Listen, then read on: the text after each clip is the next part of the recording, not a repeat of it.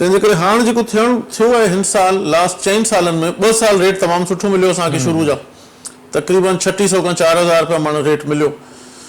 वरी last year rate 2500 ते अची वियो ऐं हिन साल रेट मुर्गे हींअर शुरूआति थी आहे महीने ॾेढ खां त 2200 ते पियो हले, 2200 रुपीज़ 40 मण जा 40 किलो। एॾो फ़र्क़ु छो सर?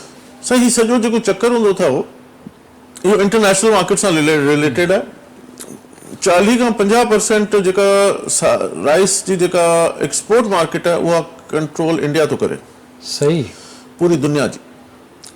तो 2 साल शुरू में इंडिया वारनि राइस एक्सपोर्ट ते बैन आयो, उनजे करे असां वटि क़ीमत उनजे करे रेट बहितर थी आहे, ख़रीदारी जी वधीक पूरी असांजी हर जगह विया पे त रेट थोरो तेज़ी में अची वियो। तेज़ी में एतिरो अची वियो आहे जो 2200 रुपए खां उन टाइम में मूंखे क्लियरली यादि आहे त 2200 मां हू तक़रीबन 3800 4000 जंप लॻो।